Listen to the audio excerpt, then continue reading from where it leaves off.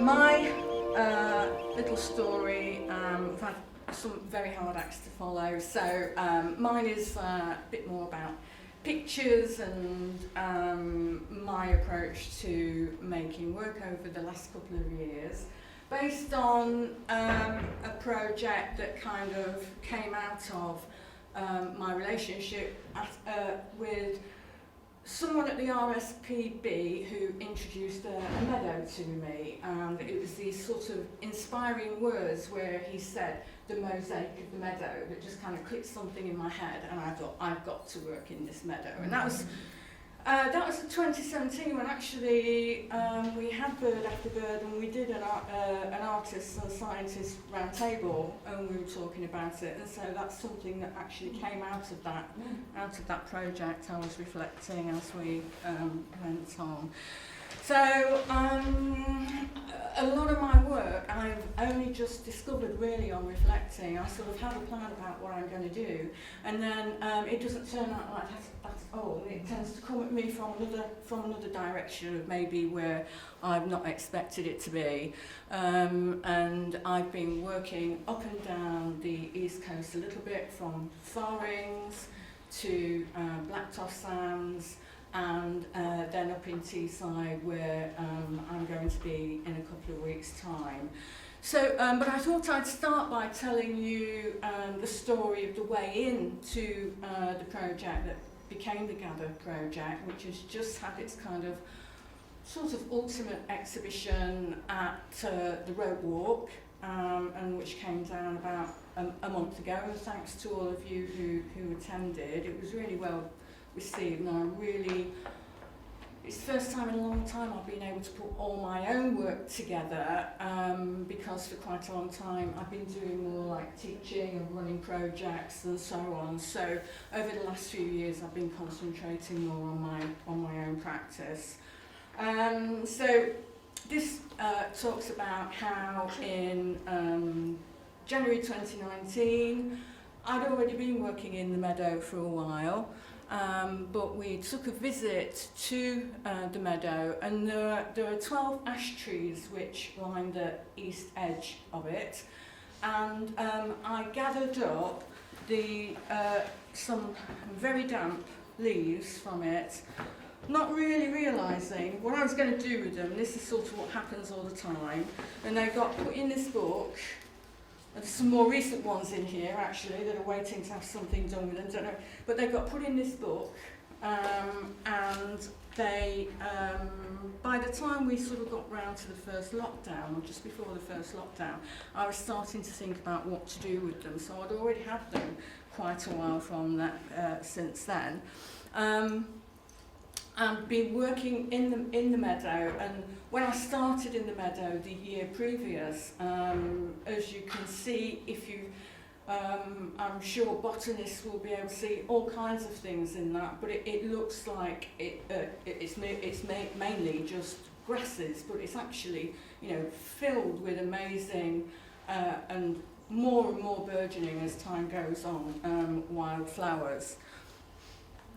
And this is what it was like a couple of years ago, and I've worked all through the seasons in it now, done workshops in it, had picnics in it with good friends and so on, and it's been a really brilliant place. So this is where it is in the East Riding of Yorkshire. And the meadow is used as a traditional meadow, so I reckon it will be about next week when they're mowing it, and they have a deal with a farmer, and the farmer mows it in return for the really good hay. But the RSPB manage it so that they can get all of the other the flora attracts all the fauna in, and that in turn supports the birds and habitat and so on. and it's a brilliant place. And thank you to Judy and Harriet for making sure that I sniffed the hay, because apparently that's what you do to tell whether it's any good. And the hay, you know, the hay itself looks amazing. It's just sort of almost like textile, sort of 3D textile art. But at the time that I collected these leaves, as you can see, there was just that one little element of a leaf. Well, it's actually a leaflet from the ash trees, because you've usually got sort of 7 or 9 that form the whole leaf. And this is how I painted them. And it was painted, this was the first one that started in my studio around the corner. In Cleethorpes, before I had the studio. Was it before I had? I think it was before I had the studio at the Red Walk. And it was during lockdown, so the first lockdown, and so I was thinking at the time. I was thinking with these works about how to partly magnify the beauty of the leaf. The practicalities were, I didn't know whether I'd be able to get lots of paint, paper, things like that, in that really weird situation that we were in right at the beginning. So it was a very sort of minimal palette. And they became, that's the final piece. Lots of processes in them, including layers of paint and silver point and so on. And you can't really tell in them, but I always had the light coming from the left, but the shadows go as though the light's coming from the opposite way. And at the time, I suppose I was just really feeling, this is probably an emotional thing, but I was feeling, you know, the world's going a bit wrong, you know, yeah, these leaves, they're sort of standing up, and but the weird thing is that the world's going wrong, so the shadows are going in all the wrong place, and blah, blah, blah. That was a bit of what I was thinking anyway. So this is how they actually start. And then that was a final piece again. So it kind of created a series. Many of the works are quite large, which was my way in a way, to the Gather project. So during that time, that was when I actually applied for the Arts Council funding to work with RSPB Blacktoft Sands, Saltmarsh up in Teesside, and Farings Nature Reserve, a bit more close to home in North Lincolnshire near Barton. That's managed by the Lincolnshire Wildlife Trust. And by the time I got the funding for that, we were in a little lockdown. So it actually meant that I couldn't go to any of the places that I needed to go to make the work. And so while I was trying to think of ways in, this was a piece that came out of, it's actually got an unsuccessful ash piece torn up and put in there. So it acted as the compost and gave birth to this piece. And I was trying to think of, you know, I'd already done lots of recording in my books about how many paces it took to walk along one side and along another side, and, you know, I'd kind of mapped it in human terms and so on, as well as looking at maps, looking at lots of history. I did this piece, but I still sort of wasn't sure what I was going to do with the work from the meadow. But it actually turned out more like this in the end, which is a lot more sort of figurative. I am a figurative artist anyway, but it's turned out to be a lot more figurative than I would have expected. If you had told me that 5 years ago that I'd be painting something like this, I wouldn't have believed you. in the summer of 2021, that's really when these pieces got going. And it's a series called The Understory. There is one of the pieces over there. And during the summer of 2021, I did quite a lot of time there, which was brilliant for me. I had 3 weekends where I invited people to come and see me in the meadow, and only one person came. But I did a lovely workshop there as well, and I had lots of time to do things. And I went around, as you can see, sort of attaching sticky tabs to the flowers, and some elements out of books which were telling you some of the folk names of the plants, or some of the statistics attached to surrounding the plant. So that was a bit of my faffing about that I did while I was there. So this one is entitled Bird's Foot Trefoil supports 132 different species of insect. Apparently it so does. And the words underneath all of these pieces came from an interview that I did around that time by the site manager, Pete Short, and the idea had been that I was going to use that interview for something else, and then it turned into being in part of the art. So that's another sort of little kind of swerve in the practice of things. But before we got to that, the actual project started in December 2020. I couldn't go anywhere, and so I had been thinking that I was going to start a little bit closer to home anyway. So, but because I couldn't go there, I was having to use photographs from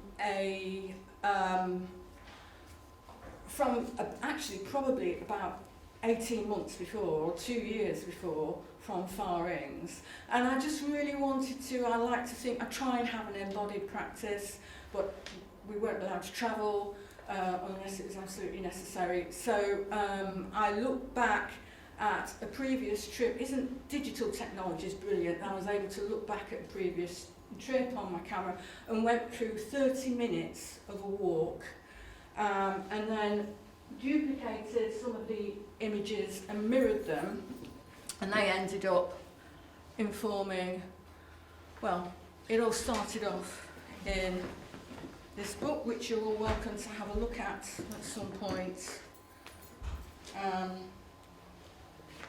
where I actually made folds, because I was trying to get inside it, I was trying to get into the places. So it was playing with ideas of reflection, and me trying to be embodied within that. And so the fold was sort of important, as well as this fact that you've got an area compositionally pointing right into it, but they've all got this sort of long thin format, which is sort of feels a little bit like the area, the land from that area. And there is one of the pieces over there if you'd like to have a look later on. Is this piece. So these are all watercolour. The resolved pieces are watercolour on fine linen, worked into gouache. I put down a layer, 2 layers of gouache first. And my idea was, in working in this way, that it was to do a bit with the strength and the fragility of the places. I mean, so much, humans are brilliant in so many ways, of course, you know, they're managing this land for the world and for us, as are all the conservation partners in this project. But there's this kind of fragility as well. Again, not really sure where the images came from. It's just where it all took me. During that time, although I was not able really to get very far, I joined the Walking Artists Network, Within that network there is a group called Walking the Land, and they at the time were doing online you could have online discussions, virtual walks and things like that. It was brilliant, really inspiring. And I'm hoping one of the things that we did, yes, I'll talk over it, because it doesn't have the sound. What you should hear, rather than me waffling on, is a little bit of the of the people talking in the background, and an absolutely virtuosic performance by a robin, singing its head off. It was brilliant. One of the things that we did was put together a film where we all contributed 2 minutes, based around the idea of, the project was called Watermarks, and this little film was my 2 minutes, and it was really brilliant to be able to work at a distance with such a supportive group, and we all spoke about our own bits and fed back and commented on everyone else's. And then it was presented also at a conference, at the Edge conference, University of the Highlands and Islands, or it might be the other way around, last December. So that was quite nice, and it was another way. It's the first time I think I've ever put any of my own words into something. So these were words, actually they're all in a notebook that's over there, that were things that that came from my observations while I was in the place, working there and making these little drawings. And the drawings reflect the brick pits. This is a blind emboss of the reeds underneath, and then the drawings are on tracing paper in sanguine to reflect the brick pits, as that area has been used for that sort of industry for the last, well, they think since Roman times. Also in summer 2021, I managed to get myself up to Teesside, and this is Saltmarsh, the RSPB reserve there. And as the name suggests, it was originally salt pits, but as you can see, there's lots and lots of industry around it. And one of the reasons that I wanted to go there was because it was meant to have a similar ecological makeup. It's the next sort of biggest estuary with a large area of Saltmarsh between here and, I should have read my notes, shouldn't I? Between here and somewhere else. And I'll read you that bit when I get to the bit. And so that was part of what attracted me to there. But actually, from being more on the ground, when you're at the reserve, it feels very, very open. And there is just this amazing contrast between the nature and the industry all around. And it's a real partnership as well, because all the industries work with the RSPB, and there's lots of partners involved in this sort of area in Teesside. They're really good at the conservation stuff up there. And most of the industries have things like bat boxes on them and so on.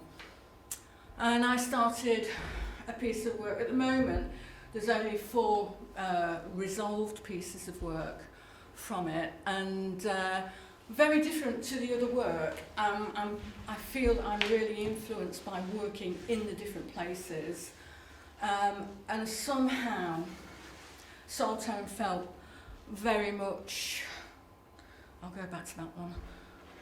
Saltmarsh felt very much sort of, I don't know, there's a real kind of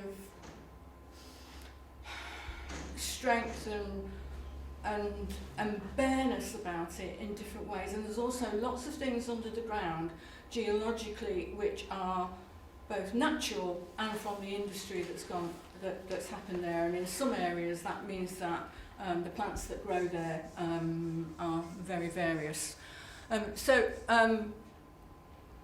One of the things that I was doing while I was there, it was a very short micro-residency, was I was working with an organisation called Tees Valley Arts.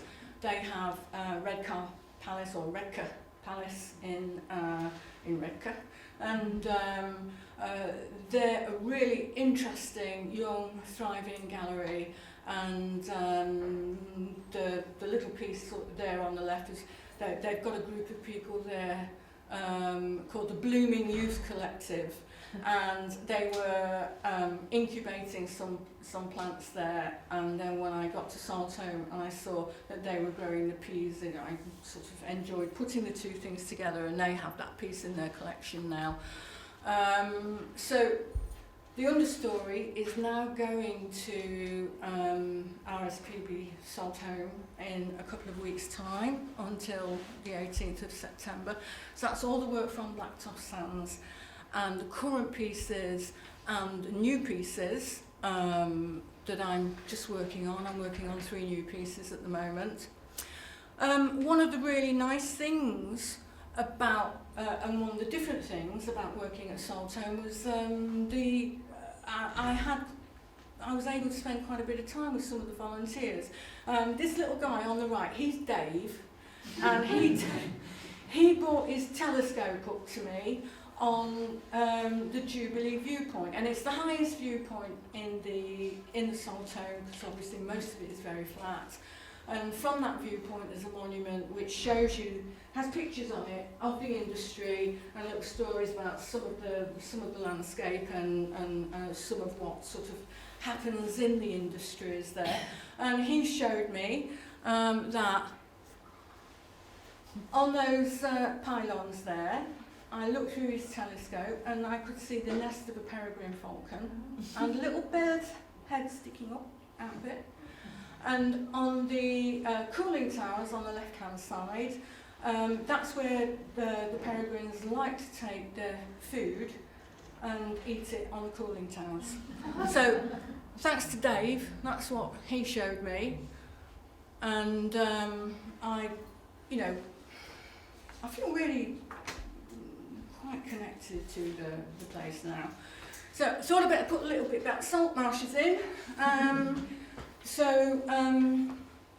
Saltmarsh on Teesside has everywhere been constrained by sea defences, such that there is no one place where the full succession from lower to upper Saltmarsh can be seen.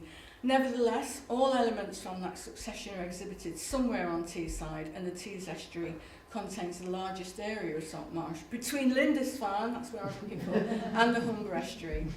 A map or an aerial photograph of the North Tees marshes will show webs of truncated watercourses that branch and link, looking like a neural network. These were former tidal creeks that have been cut off from the tide for decades.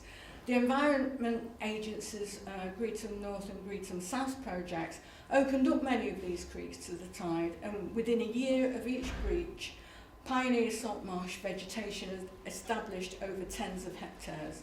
These huge areas of saltmarsh are still constrained by new sea defences on most fronts, but on the western side of Greetham Creek at least, the natural rise in the land towards Greetham may provide scope for the full range of saltmarsh zonation to develop over time. So it feels very different there, it feels very open to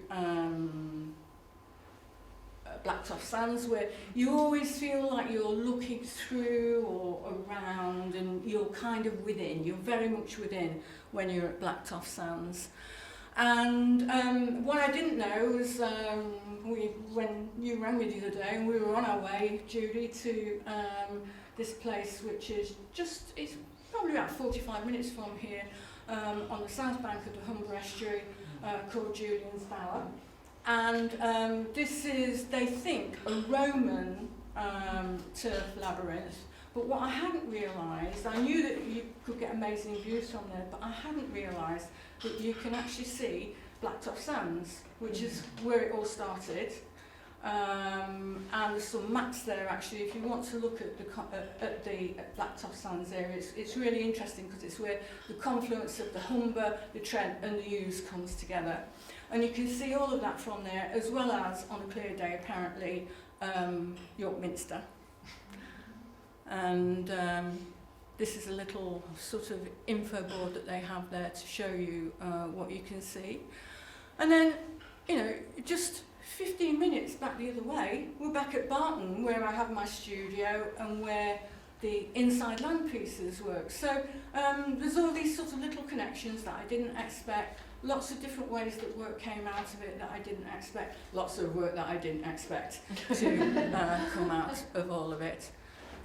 Thank you for listening to me, and thanks to Judy and Harriet for inviting me. The Understory will be at the RSPB Saltmarsh Visitor Centre until the 18th of September. Thank you.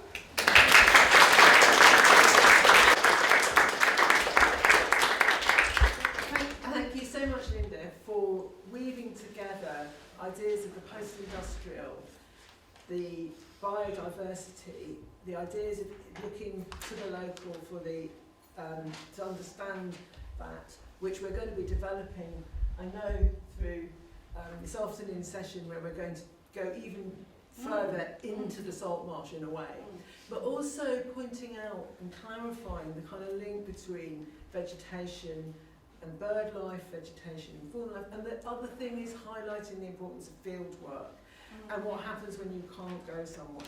We've all, whether we're scientists, artists, poets, gallery directors who want to engage with the community, have had to think about how to work around. So an event like this is very important to all of us.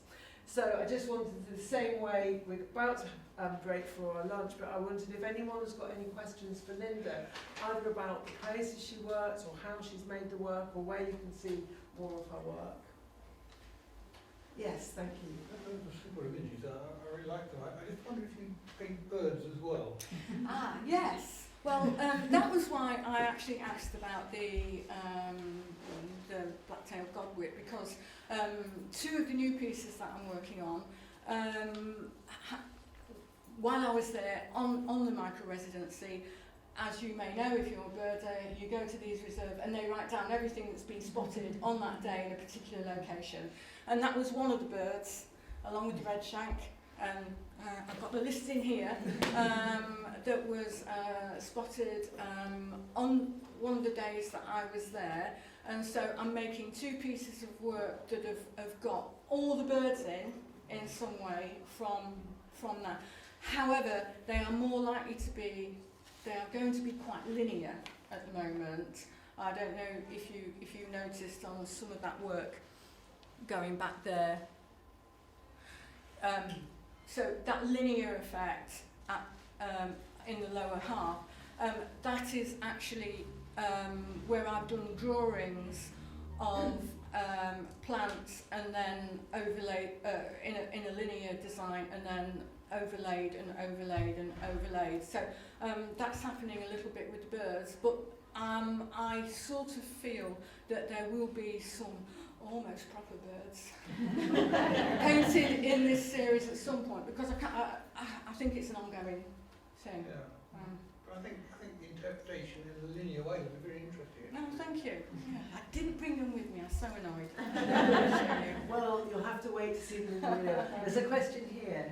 I was just going to ask you, I think you just answered it. Have you used any stitching techniques at all? Is that all? Not drawing? in these, but I've used it in the past.